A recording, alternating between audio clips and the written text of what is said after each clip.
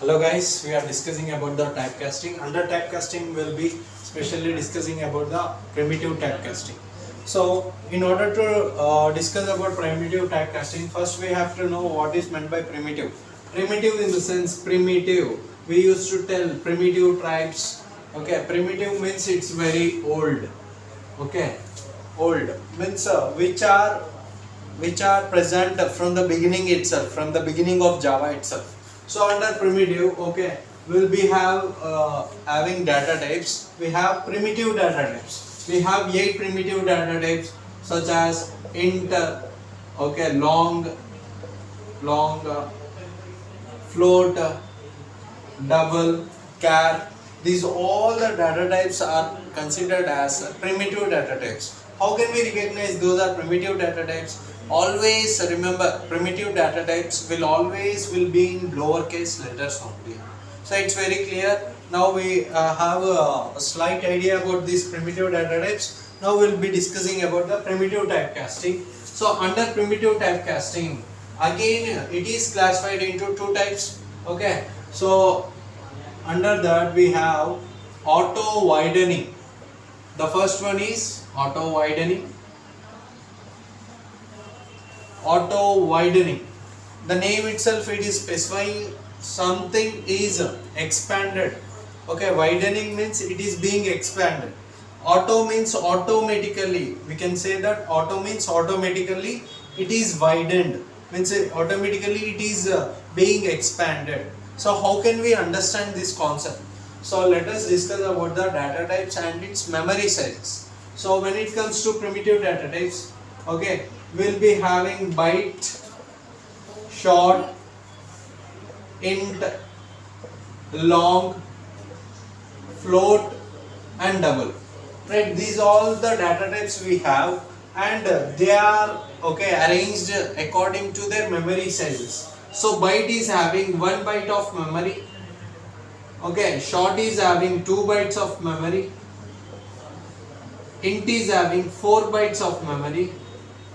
Long is having 8 bytes of memory, and so on. The size will be increased. Okay, when it comes to float, it has 4 bytes of memory, but it can store decimal values. Okay, it can store decimal values. That is another concept. Now we are discussing about auto widening process. So when it comes to auto widening process, suppose we have declared a variable using data type byte.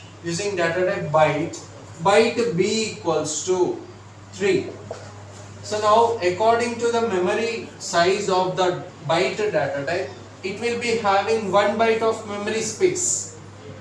How many bytes of memory space? 1 byte. 1 byte means 8 bits. Okay, it has only 1 byte of memory, and for that memory block we have provided identifier, means a name for this memory block, and 3 value will be stored inside this memory block. And now we are learning about auto widening. So what I will do, I will be declaring one more variable, int value equals okay b. So when I provide like this, okay, actually we have to understand what is happening here. Int, we are using int as a data type. We know that int is having 4 bytes of memory, means a memory block will be created of 4 bytes, which is bigger than byte data type. So when we are taking bigger data type, automatically whatever the data type value, b is of storing 3 value, but b is the variable of which data type? 1 byte only. Okay, so this variable is of 1 byte memory only. 1 byte memory. So 1 byte memory data can be stored in 4 bytes of memory data easily. Right? What you are doing? B contains value 3. You are storing the value 3 inside the memory block of int data type.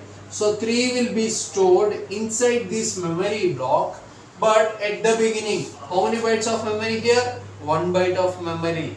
This variable holds of 1 byte of memory value. So it will be stored in the 4 bytes of memory value. This process we call it as auto widening process. We call it as auto widening process. Okay. Now next we'll be discussing about explicit narrowing. We'll be discussing about explicit narrowing. So the next process is known as explicit narrowing. Explicit. So we are discussing about explicit narrowing. Okay, here the concept name itself, it is giving some meaning. Explicit. Explicit means wantedly. Means you are forcing something explicitly. Okay, explicit means wantedly you are pushing, you are forcing some kind of data.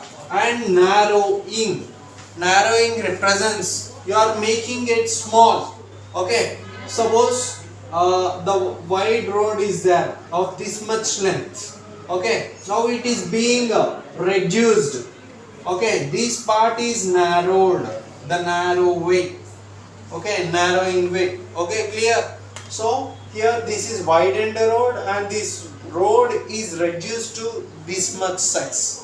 So here you can understand we are narrowing the path. Okay, so the name itself we can understand. Explicit narrowing. Explicit means wantedly we are reducing. Okay, so for this again we are taking the same example. Now it is in the reverse case. Suppose I have declared a variable using int. Int a equals to 2. So when I declare any variable and initialize the value like this, int is creating how many bytes of memory space? It is creating 4 bytes of memory space. It is creating 4 bytes of memory space, and for that variable a is given and 3 stored in this memory block. Now what I will do? Now I am declaring one more variable using byte as a data type. Byte b equals, I will write a. So when I write a like this, okay, when I am giving the variable of int to the byte variable, immediately I will get the error. Why? Because byte creates memory block of 1 byte memory area. Okay, byte gives how many bytes of memory area? Only 1 bytes of memory area. So in that case, when you are trying to push 4 bytes of data into 1 byte of data, you will get compile time error. Means you will get an error. To overcome this problem, you have to push it forcefully. Means you have to do explicitly narrowing process. Whenever you are reducing the path, okay, you have to push it more. Okay, in order to reduce it, means you have to remove some extra thing. So in that case, you have to specify into which data type you are converting. This is of int data type. This variable is of int data type. Now we are pushing to byte memory data type. So here in the braces you have to write, you are pushing to which data type? Byte. So when you are providing byte, immediately the int data type, which is of 4 bytes of data, it will reduce, means it will remove 3 bytes of memory and the data will be converted into byte and it will be reduced to 1 byte. So the value 2 will be stored inside the memory block of byte data type. So here you can understand 4 bytes of memory is reduced to 1 byte of memory. It is reduced to 1 byte of memory. That is the reason we are calling it as explicit narrowing. We are calling it as explicit narrowing. You can understand in depth of these concepts when you attend the course completely. And at the same time, you can understand this complete concept where it is being utilized in case of developing the application. Okay, thank you guys. Hope you can understand this concept.